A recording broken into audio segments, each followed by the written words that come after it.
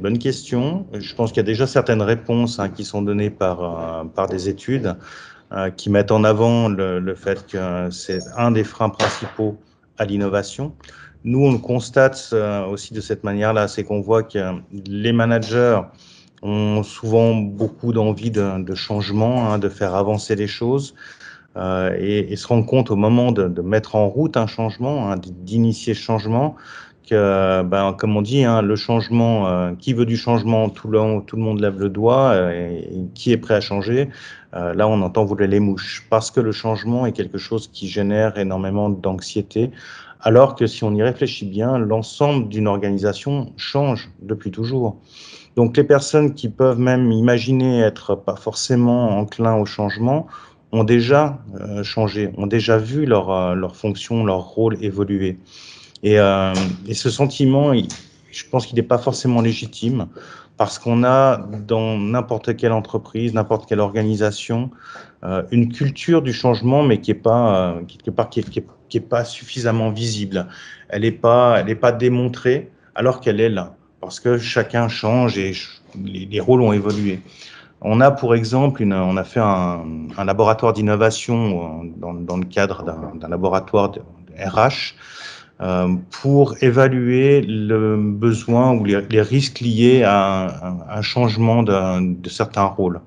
Et ces rôles ont évolué, et ces rôles avaient déjà évolué par le passé, donc c'était intéressant de voir que les personnes qui participaient à cet atelier ont pu identifier le fait qu'elles avaient vu leur rôle évoluer, et ont surtout pu identifier le fait que ce rôle allait continuer à évoluer et que finalement, c'était pas un mal parce qu'elles avaient déjà réussi, elles avaient déjà accompagné le changement.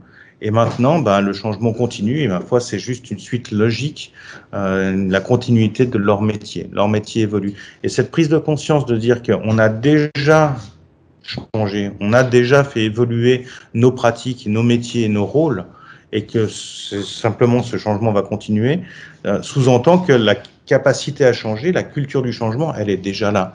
Maintenant, on en fait peut-être un peu beaucoup autour de ce changement. On attend peut-être aussi beaucoup de l'innovation.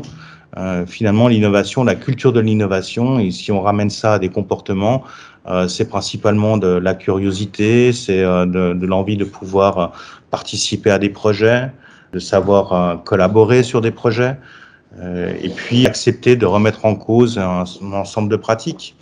Donc, est-ce que les gens sont prêts à remettre en cause leurs pratiques?